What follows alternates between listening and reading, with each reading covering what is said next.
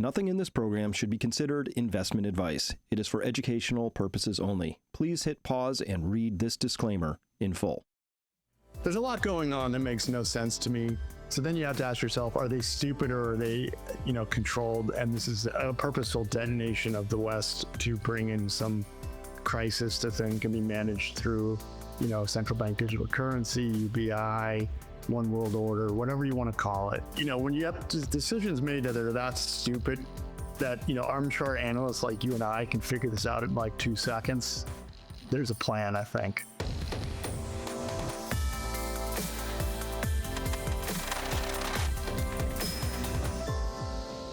In a world where Wall Street insiders and Washington cronies are rigging the game by printing trillions of fake money, running dark pools out of sight of the average investor, inflating bubbles, and priming the economy for the mother of all crashes, one man has been exposing the fraud with razor-sharp data, and that's Ed Dowd, powerhouse analyst who spent a decade at BlackRock as a portfolio manager, skyrocketing their growth equity fund from $2 billion, to a staggering $14 billion.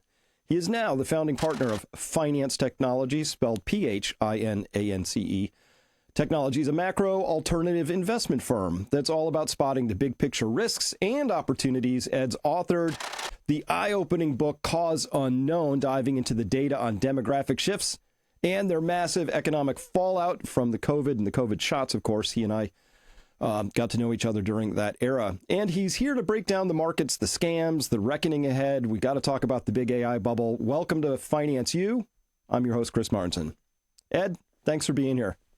Thanks, Chris. Good to see you again. I want to start with this AI bubble. I mean, even the Wall Street Journal has this really complicated flow chart where they're trying to explain all the circularity of the funding. And it just reminds me of, I think it got encapsulated in the last 2 days with Sam Altman on a podcast, is asked about $13 billion in revenue against $1.4 trillion of capital spending commitments. And he whiffed on it and just said, well, then sell your shares, which is not a good answer for a CEO. And then the next day went further and said, maybe the taxpayers should backstop the borrowings we want to do. What are your thoughts there? Well, yeah, exactly. 5 or 6 days ago, he goes on a podcast and declares that the revenue figure is low, they're making more money. And if you're so scared about us making money, short our theoretical shares that we haven't issued yet, which made no sense. He's talking about shorting a private company, which you can't do. So, that, and then he was very arrogant and talked about how this is not a problem. And then 5 days later, he's asking for a government backstop, which is effectively a bailout. Let's just be honest. I've never seen a bailout before a crisis occurs. So this is the most ridiculous thing I've ever seen. Well, it sounds like the oldest of all things. It's a bubble, right? And a bubble exists when asset prices rise beyond what incomes can sustain. So he's here talking about, we're growing revenue really quickly, but he's using chips that basically have a 3-year depreciable cycle in the real world. But I know they put them for 6 years on the books. But still, there's no way by the time they get into their next capital chip replacement cycle, they're already behind. They're just going to keep accruing losses that will just pile into the future until they someday get recognized. Isn't that kind of how that works? Yeah, that's basically how it works. And look, right now, their revenue is coming from subsidized subscribers. So people are paying, I think, $19 a month for ChatGPT. It's clearly not enough to cover all the expenses because if God forbid they tried to raise those prices, people would, just drop the subscription. And corporate America has done AI pilots, and the studies are coming through from Yale and MIT that they're seeing no benefit. So the corporations aren't going to be doing big, giant licensing deals just yet. So there's this gap of revenue to investment that isn't going to come to fruition. It's classic. It's just like the dot-com bubble and the railroad bubble. There's a lot of infrastructure being built, a lot of speculation on hype and overbuilding, and a lot of that investment's going to, go the way of the dodo bird, go to zero. And it's not necessarily a bad thing, but the only problem with this AI bubble is, unlike the railroad, you had infrastructure after the bubble burst that then, produced economic windfalls down the road. The dot-com bubble produced dark fiber that eventually was lit and produced the ability of Apple to, sell a smartphone, Google, Facebook, all these companies, Web 2.0 companies that rose from the ashes, and Amazon benefited as well. I don't. The problem with this bubble is this technology, it depreciates to zero, and I don't know. Maybe there's some benefit, but it's going to be. I think a lot of this money is going to be torched and never really be useful. Well, I mean, at the end of the day, what do you have? You have data centers with some very massive compute power in them, and then you've got these models that basically exist in resident memory. So they need power. They need to be on 24/7, 365. There's no like 5 minutes out for these things. I think you have to reset the data center when that happens. So what do we really have at the end of the day with AI? What do we got? We got a souped up search engine at the moment. Look, there's too. I'm not saying AI isn't a real thing. I'm just saying it's not ready for prime time. And what we got is a souped up search model with a 25% hallucination / error rate. And when I first got on AI, I used Grok. I was impressed, but then over time, as I became familiar with it, I started to realize it wasn't as accurate as I thought. So now, after abandoning Google, I now have to do an AI. I ask a question in AI, and then sometimes they're simple questions, but if they're more complicated, then I have to go to Google and verify to make sure that the facts that AI is spitting me is correct. So it actually takes more time now. And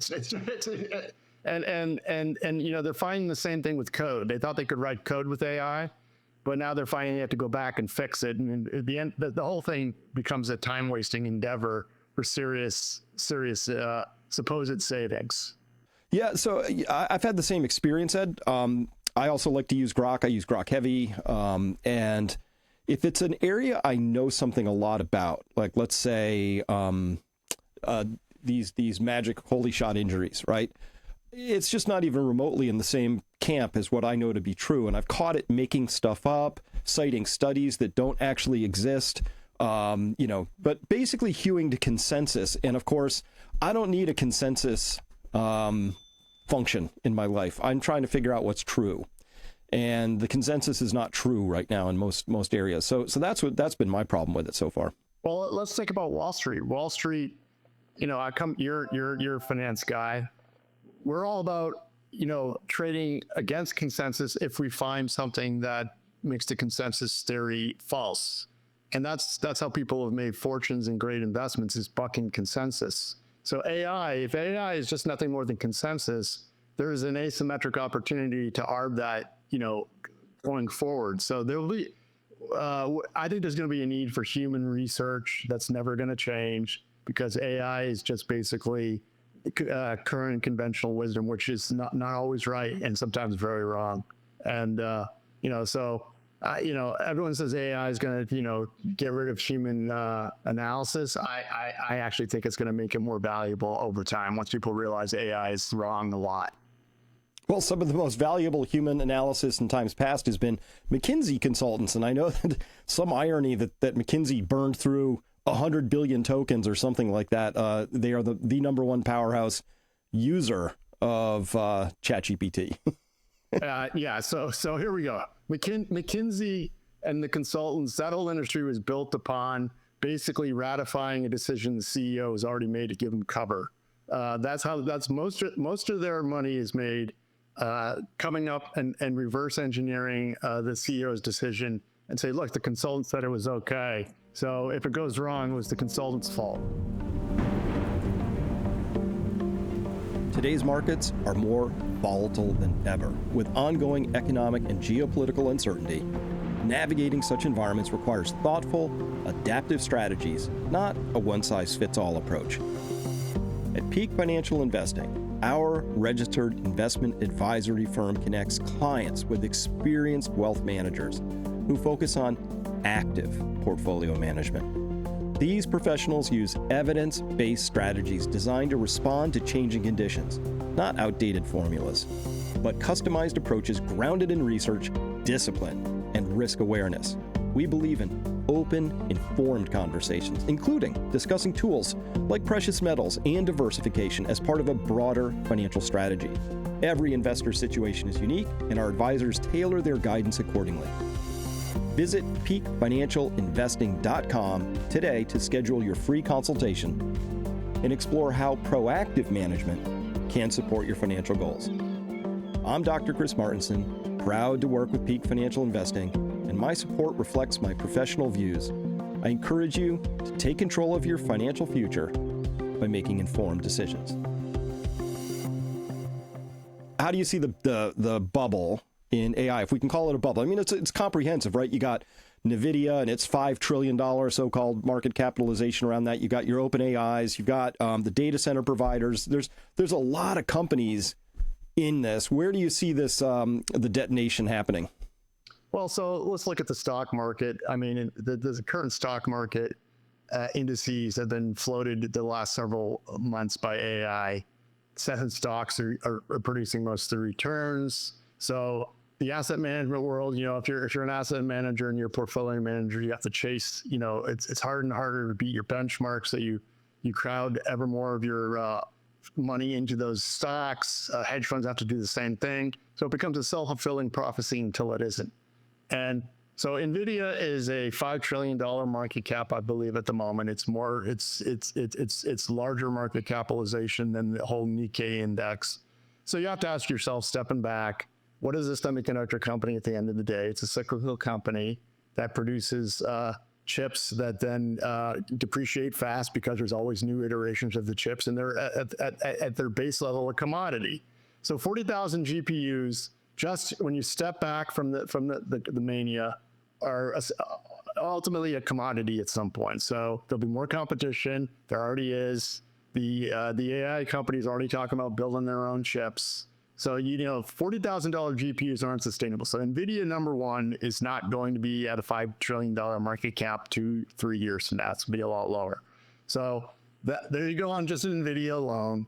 The revenue model for OpenAI, which is a user of NVIDIA chips, doesn't seem to be anytime going to make an ROI on the current situation, the power consumption, the chip prices. So they're not going to make an ROI. There's no way. Someone did a calculation. I saw it that the most successful AI, or the most successful subscription model is Office 360, right? That's $96 billion in annual revenue.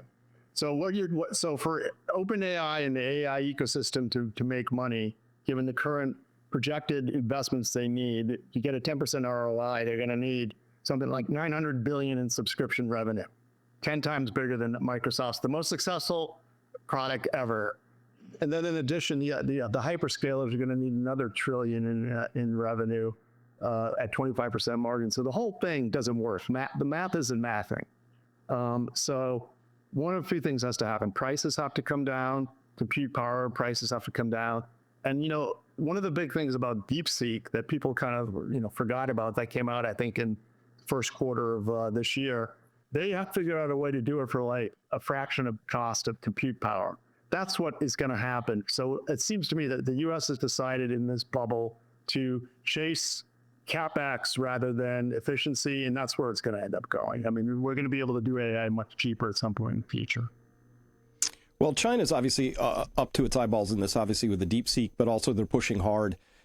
From what I can gather, they seem to be pursuing a more pragmatic approach, which is how can we wrap this into our manufacturing processes, which I think there's probably some legit business case there. We'll see how it shakes out. But AI is fundamentally a story of electricity, and China produces 2.5 times as much electricity as the United States and is already putting in nuclear, more dams, and all kinds of stuff. So if this story is a foot race that's going to be delimited in some way by your access to electricity, I think China's already won the race. We just launched a China report that we're selling to institutions. It's not cheap, so if you're a retail investor, don't bother looking at the price. But it's a very comprehensive deep dive into China and the challenges facing China. And you are correct; they overbuilt to such an extent that their internal, and they have a demographic bomb going off. They have decades worth of real estate investment, and they have overbuilt all manners of industrial and power infrastructure. So they have the power to absorb for AI should it be there, because the demographics are going the wrong way.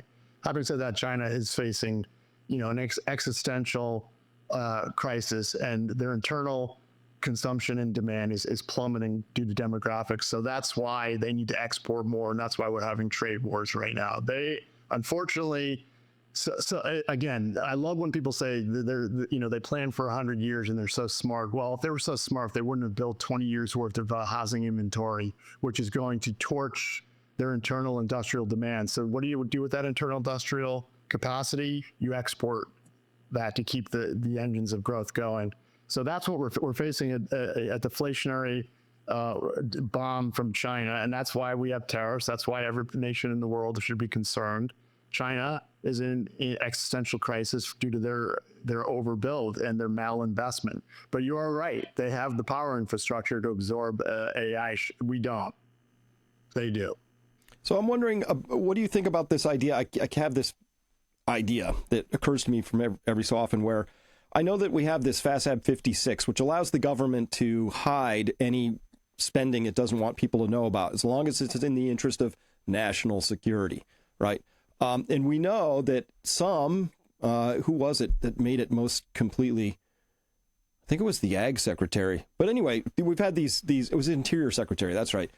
Making these ideas that AI is an existential threat. There's this digital canyon. Either we get there first or China gets there first, and whoever gets there first dominates the other forever.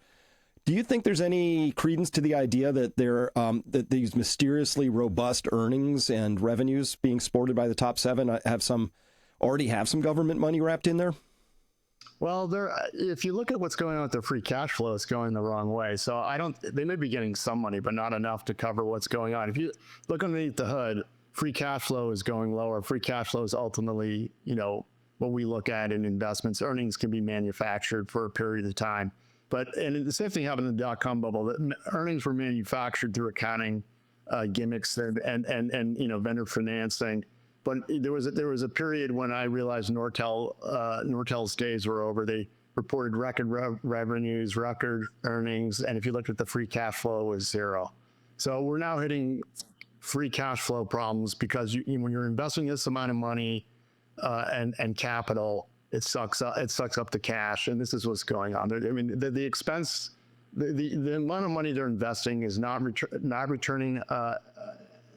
There's no return on investment, so the cash flows are going lower, and that ultimately will curb all this. And if you look at Oracle's CDS, they're trying to issue a bunch of debt to fund data centers. The CDS, it's still relatively low, but it's going the wrong direction. Their credit default swaps are rising, and that's an indication that the debt market's going to take so much before they demand a return, and we're getting closer to that point.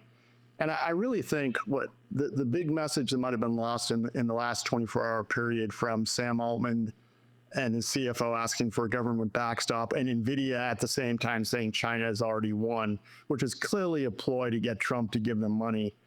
They just admitted that the financing has gotten tighter and that there's a demand issue, a revenue issue. So they just admitted the fundamental degradation without really saying it has arrived. So if I was and I just put out a post on this on X, if I was still a large cap growth manager at BlackRock, I'd be up to my eyeballs in these AI stocks, waiting for the market to tell me when to get out. Well, I just got a signal from the two big players that there's fundamental degradation, there's financing issues behind the scenes, and I would be putting the stock, both CoreWeave and NVIDIA down today. OpenAI is now public. I would be putting shares on the desk to at least get underweight my benchmark, because they just signal to me that the end is near. And speaking of the end is near signs, you mentioned earlier, I think before we started recording, that a few Hindenburg omens had been spotted. What is a Hindenburg omen for people listening, and how do they get triggered? Basically, it's a day where the market is green, but there's a certain percent of issues hitting new 52-week lows. And what it denotes is that the indices look fine because they're green and they're rising, but underneath the hood, there's a lot of the market that's rolling over, and so the market is being carried by fewer and fewer stocks. And if you're into physics and laws of nature, that doesn't last that long. Gravity eventually takes hold. Well, then the market structure under that is extra rotten or thin, right? There's So when we had the housing bust, sure, we lost some mortgage insurers and mortgage companies and some home builders and all that, but everything else was kind of okay-ish under that. So there was sort of a bed to capture that. What are we looking at right now? We're seeing October had the largest Challenger and Gray layoff announcement since 2003. We're seeing Chipotle say earnings are down. We're seeing DoorDash saying, they just had a big hiccup. We're seeing lots and lots of signs that the consumer is finally tapped out at this point in time, which is normal. Recessions happen. But that's all being sort of covered up because the big seven, the big five, whatever, keep going up.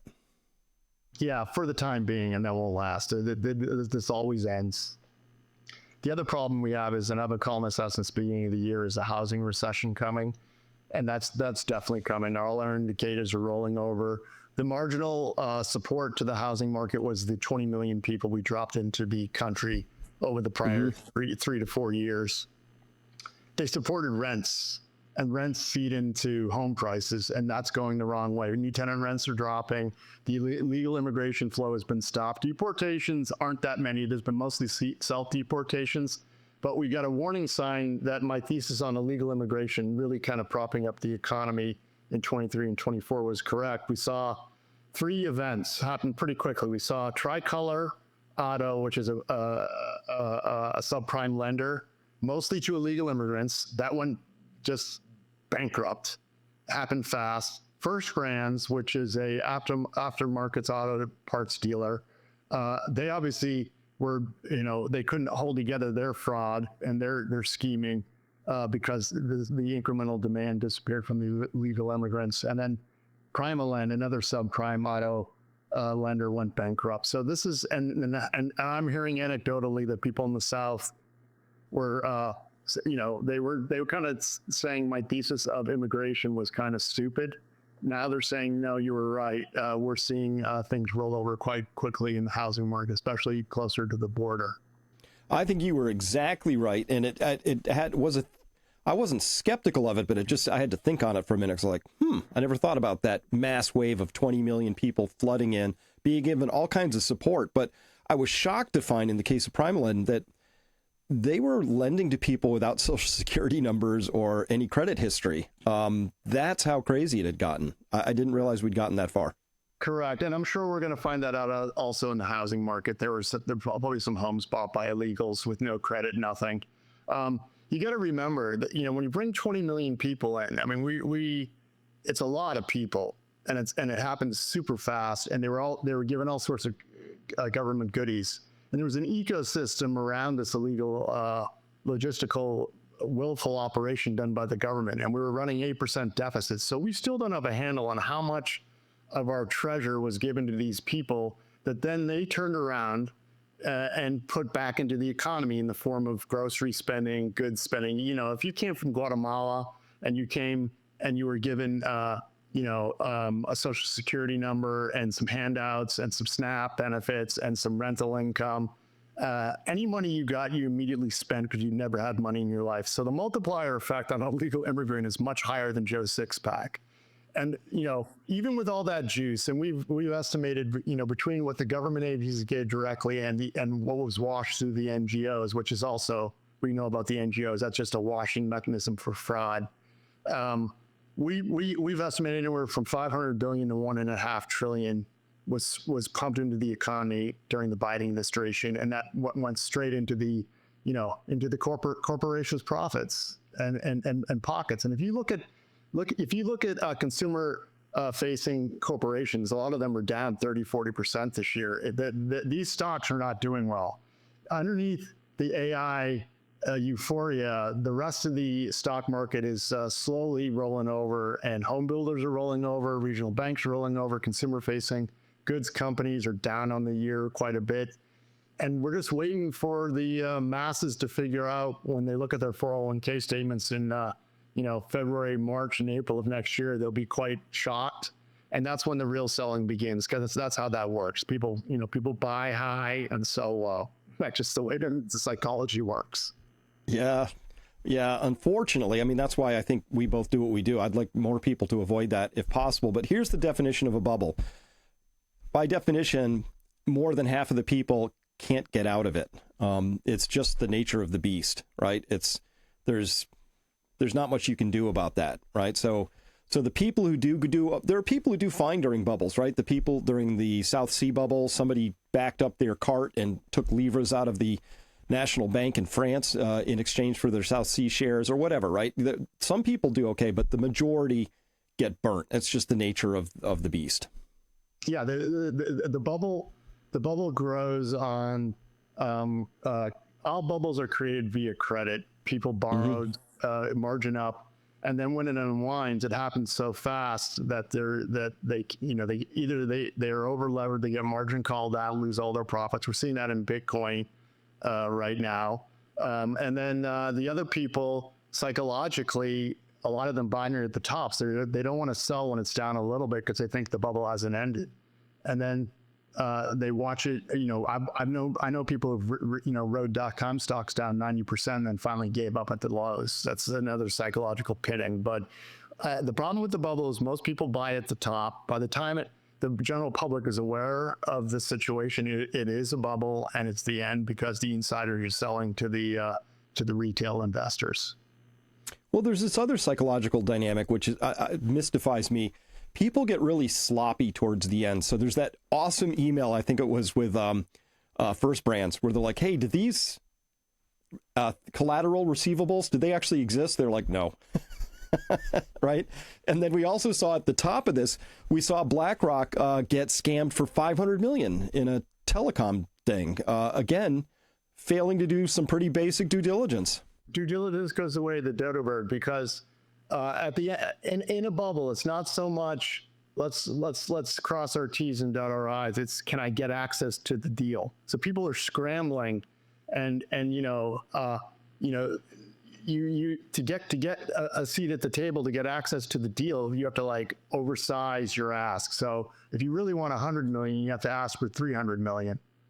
And then maybe you get it becomes a feeding frenzy and due diligence goes out the window. And look, I thought it was ridiculous when I was hearing last year, this is like 12, 18 months ago, that private equity was financing a lot of these data center deals with NVIDIA chips as collateral. And I said to myself, you're using rapidly depreciating chips as collateral. That makes zero sense. A commodity, you're using a commodity product as collateral. It was insanity. Yeah.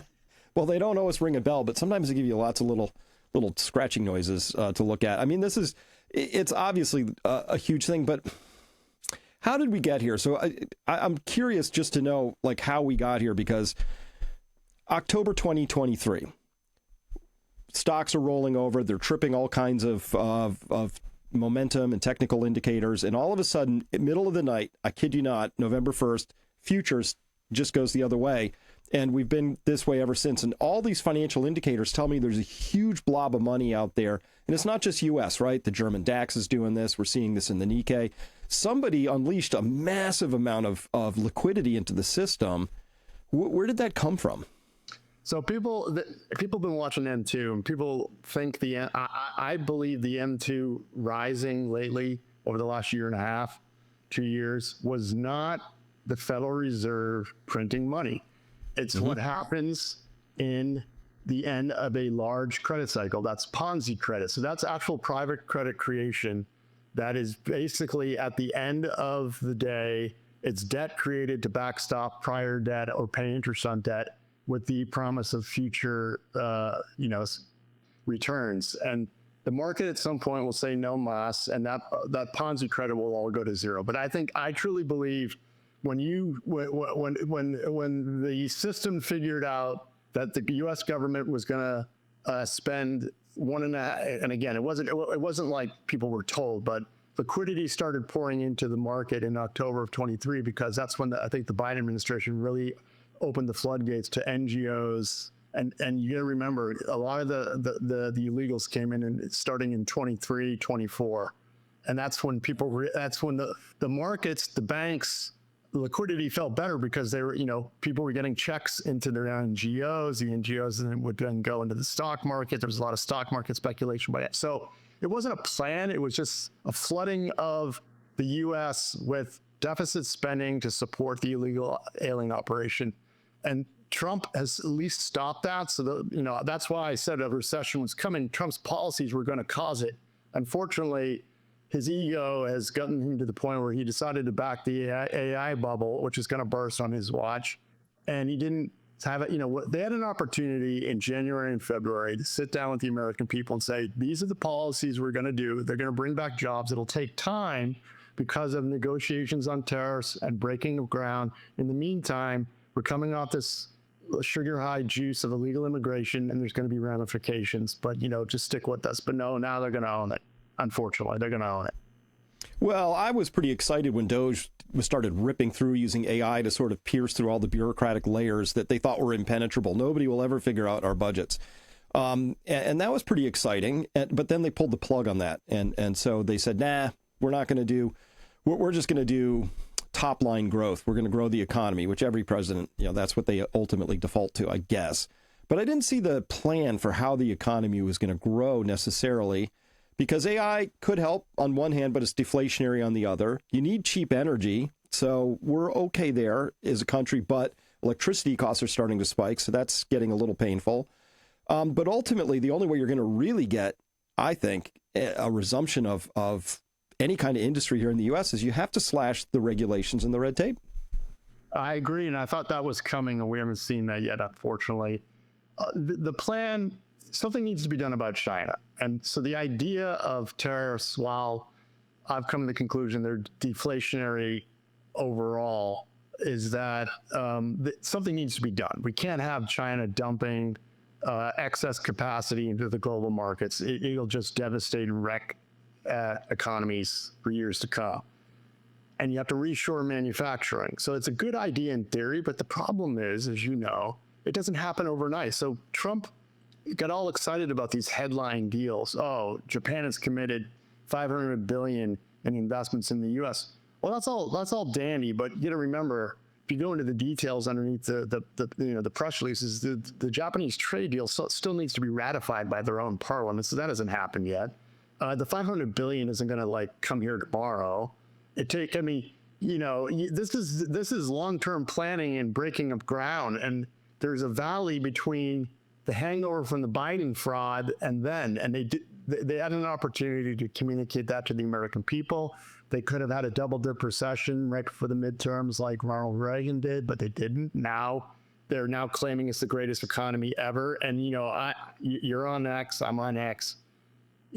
People that wouldn't normally call BS on Trump or call him BS on Trump because it's such blatant gaslighting. It's comical, and, you can't be taken seriously as anybody who comments on anything on X without recognizing how ridiculous of a statement they're making about the economy. It's the golden age. It's just, it's absurd.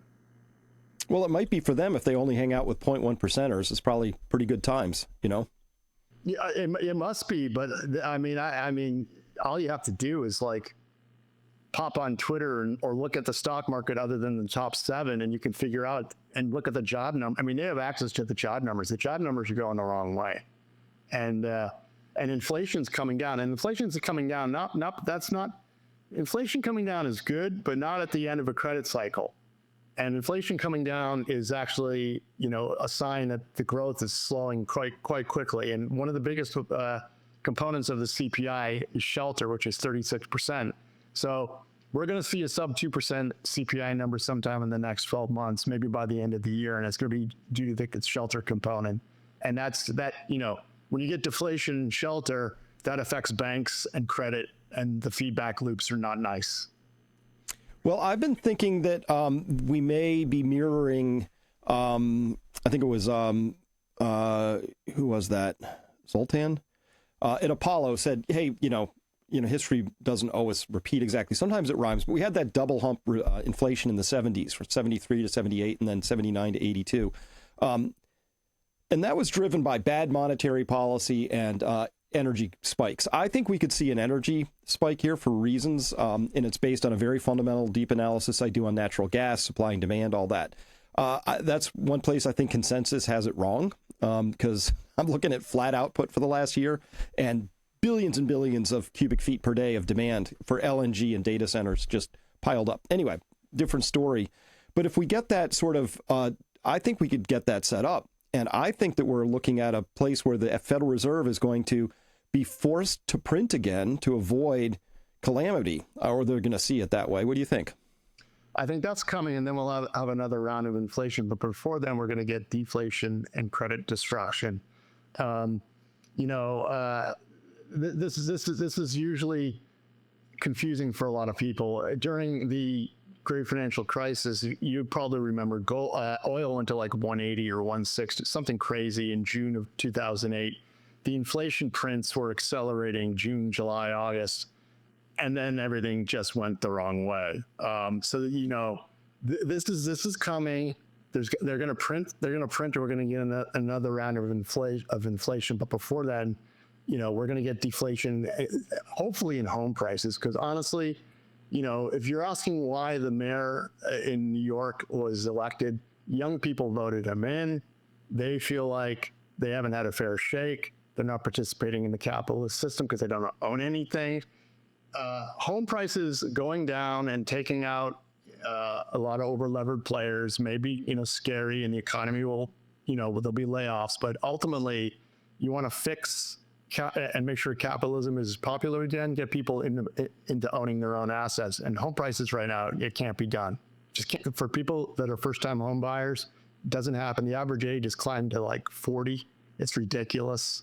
The most of the people buying homes are boomers selling homes between themselves. Millennials can't get in. It's a generational problem. Well, I think that's it. I'm starting, and listen, I'm no political sharpie, but I observe because I think it has effects on markets, and I'd like to know if the Trump administration continues on their current plan. I think they're a little tone deaf. They're missing the fact that they've alienated a lot of people, especially the young people, and I think maybe we had early insights into that in this current voting that happened in New York and Virginia. Okay. If they end up losing the midterms and the Democrats take control back, I think Trump goes down as Hoover, because the Democrats are going to be in no mood to do anything other than be obstructionist and block everything. And I think that's that. And what do you think? Yeah, there's a Hoover chance coming. And that's why I put out a memo to the White House yesterday. Did you? No, yeah, I said, because they were talking about the great stock market, and I said no one cares about 7 AI stocks while the rest of the market implodes, and you are going to face a Hoover moment unless you change the messaging and or focus. I mean, talking about a great stock market in this economy, that's 7 AI stocks it's absurd. And it's not going to work. So I agree with you. There's a Hoover moment coming unless they pull a 180 and start focusing on domestic issues, real problems, and stop this this gaslighting, because it's not working. Frankly, I mean, look, we all laughed at the Biden gaslighting, and I'm sorry, I call balls and strikes. I'm gonna laugh at this gaslighting. It's absurd. The housing market is rolling over. We're gonna have a recession without even an AI bubble bursting. But now we're going to have an AI bubble bursting and a housing recession. It's going to be very difficult. And if they don't change their messaging and focus and start to lay the blame on where the blame is due, they're going to lose the midterms badly. The other thing I wanted to point out: a lot of people talk about the 70s inflation being the same as this current regime we're in. The one difference that I want to point out is in the 70s, we had a demographic boom of the boomers moving into the workforce, and we don't have that now. We don't have a boom of a lot of the prices that we see are artificial in the housing market. They were prepped. The federal during COVID, I'm sure you saw the Federal Reserve bought billions of dollars of MBS. Trillions of dollars of MBS, and they bought them off the bank's balance sheet to inject liquidity. What did the banks do? They went out and lent more money. So that's why we had a housing boom right after the COVID fiasco. When unfortunately, and also because of illegal immigration, our numbers show that we overbuilt multi-tenant structures. These are units of 5 units or more, to the tune of bigger than the 70s boom. So the boomers graduated from college, moved into apartments, then they eventually bought single-family homes. But in the 70s, we had a multi-unit build out, the likes of which we haven't seen since. Well, we just exceeded that in the last couple of years. So you're going to see rents below home prices for some time to come, and eventually that for homes to be able to be sold, homes need to get cheaper than rents. That's coming, and the way that's going to happen is price. And there's going to be a lot of people that are going to be benefiting from that on the buy side, but those who are over levered are going to be taken to the woodshed. All the Airbnb speculators, they're done. That's in motion. I live on Maui. There's tons of people who bought these properties. They outbid locals because the math worked at the time, and they thought they're going to have these rental incomes. And guess what? That's going to not happen. Now, tacking on top of that, I don't know if you saw, but I've interviewed a gentleman named Mitch Vexler a couple of times, and he sort of exposed this property tax fraud. It started in his home county in Texas. He's a developer, and he noted that their methodology that they're supposed to follow from the assessor's standpoint was not being followed. So he scratched and dug, and what he found was just an unbelievable amount of fraud and waste and all that. So quick example, Denton County, which I drive through to go to my friend Jeff's ranch up north of Fort Worth, it's cows, it's single and double wides. I think the average family income is like 63,000 or something. It's not, not all that. They have something like $100 billion of debt on that county. Now, Texas counties are big, and almost all of that is school debt because they have these rockin' football stadiums for their little Div 3 scrub team, right? Hopefuls. But at any rate, there's not he said it's as if every single household in Denton County had a $1.9 million mortgage on it above what they already owe, because that's what it's going to take to pay it back. And that's all collateralized with the real estate property taxes that are levied upon those homes. Long story made endless. It doesn't math. It can never be paid back. Yes. So I don't know if you remember, right after the great financial crisis, there were a lot of smart hedge fund managers who thought there was going to be a municipal bond crisis next. Remember that? Well, What they didn't count on was a couple things. Interest rates went to zero and stayed there for a long, long time. And the federal government became a bigger and bigger part of I think at the great financial crisis, 70% of all public debt was federal and 30% was local. By the time COVID hit, it was 90% federal, 10% local. So what that meant was the federal government was using their credit rating to subsidize a lot of these states and local municipalities. So these people have gotten fat off of government largesse, and some of them have, not all of them, but some of them have done what you just outlined is, issued $100 billion in debt, and they're never going to be able to pay it back, and it's going to be a disaster. And so maybe the muni crisis is another thing we have to think about at some point.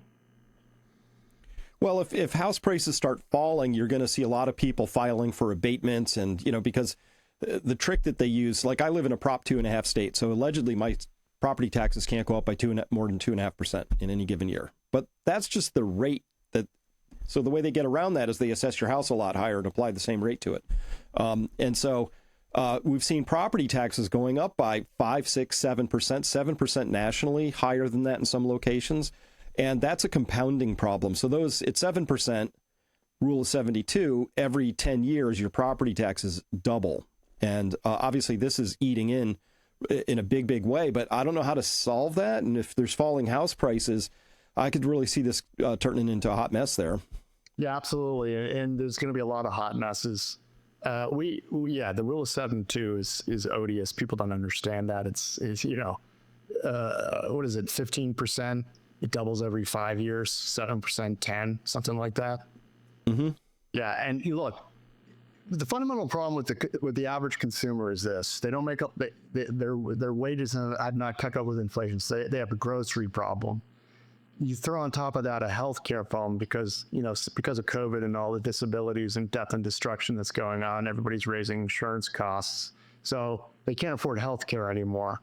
And then you have property taxes. Then you have insurance on your home. Insurance costs have gone up. The whole fixed cost of like just being in the world is at the point where everything discretionary is getting torpedoed. So, going out to a restaurant, no go. And that's what we're seeing. McDonald's is seeing people not able to go to McDonald's. When does that ever happen? Not often. And we're at the end. And again, that's why the Trump administration is so tone deaf.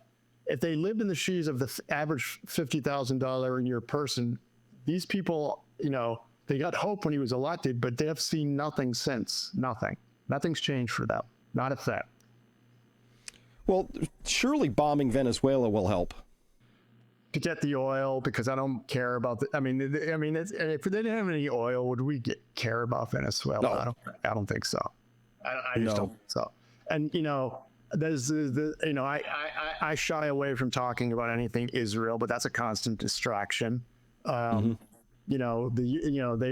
European Union wants to drag us into war with Russia because their solution to what's happening to them with their pension system basically bankrupt is they need to go to war. So they're if you follow anybody who's into the war scene, the statements coming out of these governments and their actions they're gearing up for war.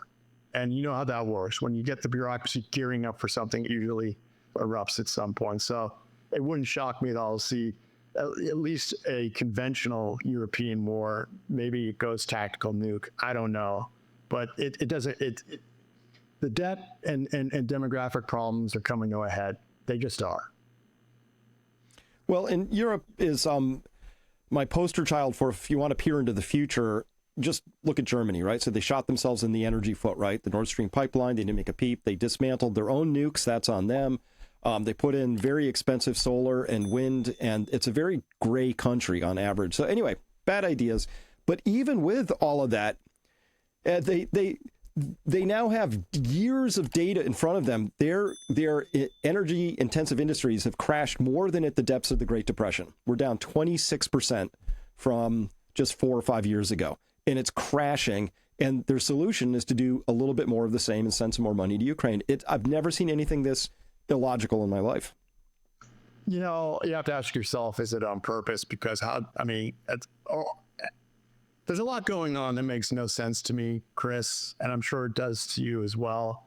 So then you have to ask yourself, are they stupid or are they, controlled? And this is a purposeful detonation of the West to bring in some crisis that then can be managed through, central bank digital currency, UBI, one world order, whatever you want to call it. It's when you have decisions made that are that stupid, that armchair analysts like you and I can figure this out in like 2 seconds. There's a plan, I think. Yeah.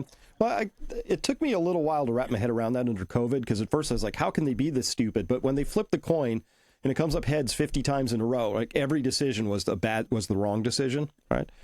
Eventually you have to understand that it's either a two-headed coin or some other fraud is being committed. Like the point wasn't to create public health. The point was to lock people down, instill them with fear, get them, injected with this new thing that they were so eager to get into everybody for some reason. And we're still seeing the long-term impacts of that. Obviously, it's devastating by the statistics at this point. Birth rates, cancer rates, disabilities. It's just it's stunning that we can't even have an honest conversation still about that. No, look, I think Bobby Kennedy is doing the best he can. He hasn't changed, but he's not the boss. And he's, in a hostile environment in the bureaucracy. Same with Jay Bhattacharya. They're doing the best they can. But the buck stops with Trump. He's the chief.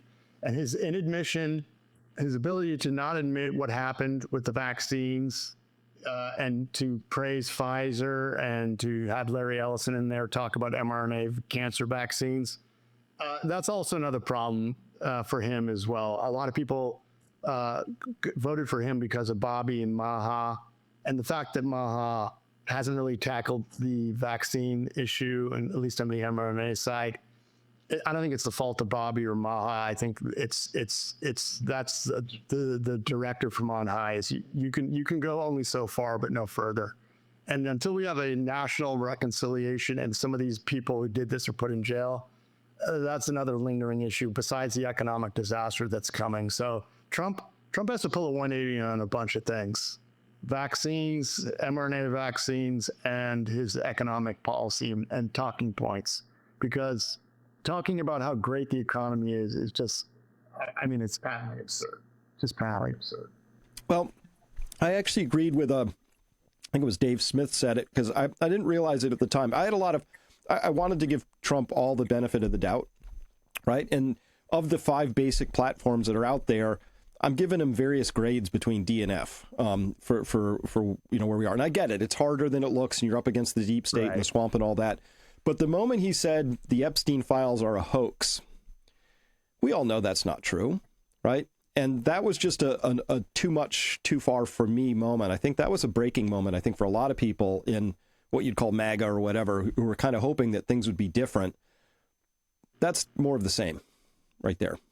I agree. And so then the thesis was put forward by many. Well, they've decided to not release it because they're using it as blackmail to control the deep state. And I said, look, if you're going to use evil means to do this and basically cover up the crimes that these people did to blackmail them, you're no better than the other people. I'm sorry, I have a moral problem with that. We do not protect pedophiles and child murderers or whatever is going on there, human trafficking. We do not protect that. We do not use that. Oh, we're not in power, we're going to use the same methods that the other administration. No, that's not happening. So even if that's this thesis, it doesn't work for me. So then the question is, what's going on? And I think a lot of people, Trump has been doing a good job of losing a lot of his base step by step. He lost a lot of people on that. He lost a lot of people in Maha with the mRNA. Not everybody, but a lot of people. The farmers. Yeah, the farmers. Now he's losing Wall Street because, he's, I know a lot of guys on Wall Street who love Trump, but they're like, how can he be talking about how great the economy is? And he's, excited about a stock market that everybody is in agreement is a bubble, and they're just waiting to burst it and short it on the other side. No, I'm not. That's the thing about bubbles. You don't try to short it. You wait until it pops, then you can short the hell out of it. So do not short this then, is my recommendation to anybody. Just avoid the storm, have low volatile assets like cash, T-bills, and wait for, do what Warren Buffett's going to do. Wait for the bargains. You do not want to make money shorting this thing. It could go up another 20% from here, especially if Trump backs OpenAI. We don't know.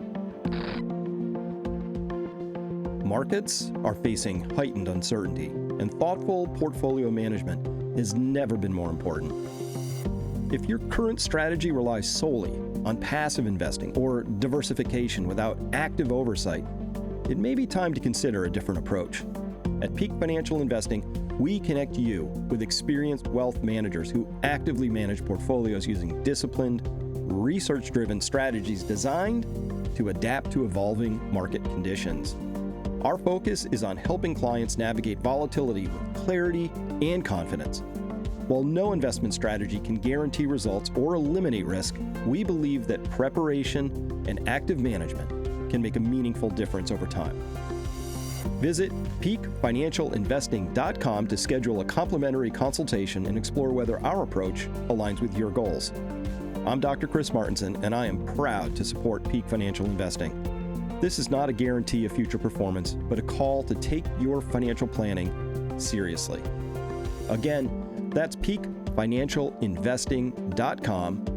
Investing, of course, involves risk, including the potential loss of principal. Past performance is not indicative of future results. Please consult with a qualified advisor before making investment decisions. So if you're, they say every bubble's in search of a pin, or maybe a hedgehog full of pins, but where are you looking? Are you watching the headline indices? Are you watching subcomponents? Are you watching credit? Are you watching junk debt? What do you watch to give you early warning signs? Yeah, I'm watching credit. And let's look at the U.S. Treasury market, especially the long end, the 10-year and the 30-year. And let's also look at the U.S. dollar. I follow Cycles work by Tim Wood. He's very good at cycles. The 3-year Treasury has a 3-year cycle. The 30-year Treasury has a 3-year cycle, U.S. dollar, 4-year cycle. They're converging and putting in major lows recently, and now they're starting to slowly, steadily go up, which says to me that risk-taking on the margin is evaporating. So that the U.S. dollar going up is a sign of credit destruction and dollar liquidity shortages across the globe. which makes sense. These tariffs are creating dollar liquidity issues. And risk off on the margins is coming off. The U.S. Treasury market, let's look at the 10-year. When we issued our report that a recession was coming, the 10-year is at 480. It's now 415, but it's going lower. And once the understanding that the jobs are going the wrong way and the economy is going the wrong way, there's going to be a moment where the Fed chases and T-bonds and 10-year notes and whatnot are going to have a tremendous appreciation. So I watched those. They're already giving you the warning signs. For the stock market, the Hindenburg Omens don't help. I think yesterday's nonsense with Sam Altman and NVIDIA admitting that they are basically out of money. This may be the pop. Trump may come in and bail this out, but we're close, and we're the end games. We're looking at credit spreads are starting to slowly creep up. Regional banks are rolling over. That's a subcomponent. Home builders are rolling over. So everything says to me, it's not 6 to 12 months from now. It's within a 6-month window that it becomes apparent to everyone the stock market's done. And do you track Bitcoin at all? I have, because it's sort of my preferred liquidity gauge. Yeah, that's spot on. Bitcoin is a liquidity gauge. Nothing against Bitcoin, but it is not a store of value. It is a 95% correlated asset to the NASDAQ, and it usually has been pretty good of indicating liquidity problems by a couple of weeks, and Bitcoin just started rolling over and is struggling to go to new highs. We had that issue with the altcoins. The altcoin community was wiped out a couple of weeks ago. So you can feel it. You can see, if you've been doing this for a long time, you can see all the indicators that liquidity is slowly leaving the markets. And people think that the Fed lowering interest rate 25 basis points is liquidity. No, that takes 18 months to work into the system. That's not money printing. That's just something that they're doing to help. Liquidity would be if they printed money and gave it to the banks. They haven't done that yet, and they can't do that until there's some sort of crisis. So I expect the Fed to react at some point, but until then, we're going to see degradation in the equity markets eventually, the credit markets, and corporate debt. And you can see it already. I mean, First Brands was a warning sign. Private credit is a $1.5 to $2 trillion opaque, mysterious, no one knows what's going on there kind of thing. And that's been a lot of the Ponzi finance. Banks pull back from lending to these private credit is nothing more than lending to small businesses and medium businesses that are private. The banks used to do that. They don't anymore. So they gave it to private equity, and then private equity but the banks are exposed to private credit funds and private equity funds via loans to them. So they're on the hook too. And who's on the hook for the 11.3% defaulting CMBS paper, the commercial mortgage-backed securities? Is somebody not marking that to market? Where is that? That must be $1 trillion in losses. That's correct. There's $3 trillion of that money on banks' balance sheets, and there's been a little game going on that was allowed under the Biden administration. It was called Extend and Pretend. And in November of 2024, right before Trump won, the Federal Reserve in New York put out a paper saying they're concerned because they're extending and pretending. And that is starting to, that can only be hidden for so long.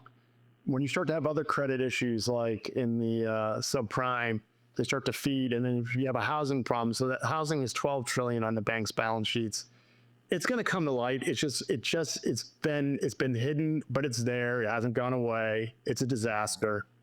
And there was kind of this like wink, wink, nod, nod. We're going to pretend it's not there and hope that nobody notices. Well, that's still there, and it's coming to light at some point. Yeah.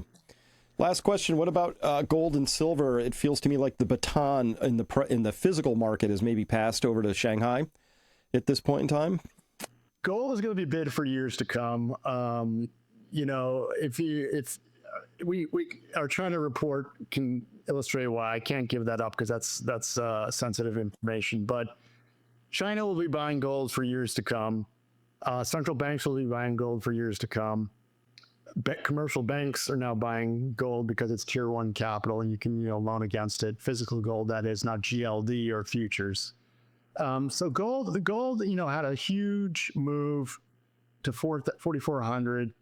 You know how these things work. It is ultimately still a commodity. It will will trade technically. So we're in a consolidation phase. It could be 3 months. It could be a year. Once it's done consolidating, it's on its way to, I know people who are smart, who've done good technical analysis, plus the fundamentals and technicals, when you marry them together, suggest that gold's going to 10,000 by 2030 and silver will follow. So, I would buy gold on the dips. There, in any kind of financial margin call or systemic crisis, gold may go down 30-40% due to margin calls. Buy it immediately if you can. It won't stay there long. I agree, and it's the only financial asset I know that is not somebody else's liability, if you hold it. Right, and again, because it's one of the problems of getting factors on gold is you got to store it, and if you do buy gold and store it on your property, don't tell anybody that you're doing it. And if you custody it somewhere, then and things get really wacky, and the government wants to take it, they can come to the custodian and take it. So it shouldn't be a whole big part of your wealth, but it should be a percentage of your wealth. Anywhere from 2 to 10%, depending upon what you want to do. I know some people are gold bugs, and that's great, but the problem is you got to eventually get the gold into the system to transact. It's hard to scrape gold bars and transact. Yeah, and I've taken my first calls in the last 6 months from Canadian clients, I would say, who want their gold out of Canada because they don't trust the government there anymore. There's going to be trust issues all over the place. And look, we haven't had capital controls in the U.S. They're coming. Capital controls are coming. Trust me. What's that going to look like? It's going to be harder to move assets from overseas to here. You're not going to be able to. You might not be allowed to take your money out of certain banks, and the capital controls could certainly be imposed on corporations. What they're going to try to do is make sure that capital doesn't flee from the U.S. if we get into trouble, and we might get into trouble. If we do, then you have capital controls. China has capital controls, and there's a reason they do, because everybody there would want to get their money out of the country. And some of that's been leaking. That's part of the problem. Is the soft power from China is that they have vast quantities of M2 that people really need to be aware of. They hold about 43% of the money supply of the world, and it does leak out, and that finds its way into real assets and soft power. So if we allowed China and had no capital controls, and China didn't have any of their own, the money would flee and they'd be able to buy up the world, because ultimately people there know that there's a problem in China with the power structure. Well, and they just passed a rule, kind of arcane, but they place silver on a export list, control list. It's a sensitive material for them. So that's okay. You can still export it, but, a lot of rules now. And you have to, anyway, it has to be run up the party flagpole, and somebody up high has to say, okay. So that kind of gives it a little bit of a roach motel. Silver comes in easy, but it's going to be harder to get it back out again. Yeah, and that could happen with us. Gold, they may not allow exporting of gold or silver here as well. And capital controls come in very many various forms, and basically, capital controls lower the velocity of money, which lowers economic growth. That's unfortunately one of the side effects. With massive debt on the books, what could go wrong? So, any closing words for people listening? Like, A, where do they follow you? But B, what should they be considering doing in terms of de-risking their portfolios right now? Yeah, so basically you can follow me on X at Dowd Edward. Our website is financetechnologies.com with the PH. You can buy any of our economic research reports. We have real estate reports, U.S. economy report, and an expensive China report, but it is more geared towards institutions and governments and hedge funds and whatnot. I also have a private website, eddowd.com, if you want to find me there and sign up, because I do think, just because we're on Twitter and we're able to communicate, I don't think that's always going to be the case, especially if we have a new administration in 3 years. So you're going to start developing your own email list, is my humble opinion. In terms of, I've been beating the same drum. I'm not going to tell you what percentage of your wealth should be in cash, but you should have some portion of your portfolio in cash, meaning T-bills or money market funds, so that you can take advantage of the opportunities that are coming. Just like Warren Buffett, he has 5.5% of his, 5.5% of the T-bill market, biggest cash stockpile ever, and he does because he knows what's coming, and he's going to buy bargains. So I've been consulting with a lot of different people. So I have a side gig doing that, and a lot of the people that come to me are already prepared. And I tell them, look, you're ready. Just wait, relax, and buy when the opportunities come. If you're not prepared, if you're up to your eyeballs in equities and margin account leverage, you should start thinking about moving to the sidelines. And that's all I can say about that. Understood and well said. All right, well, Ed, thank you so much for your time, and great catching up with you here today. Same, Chris. Always a pleasure. Take care.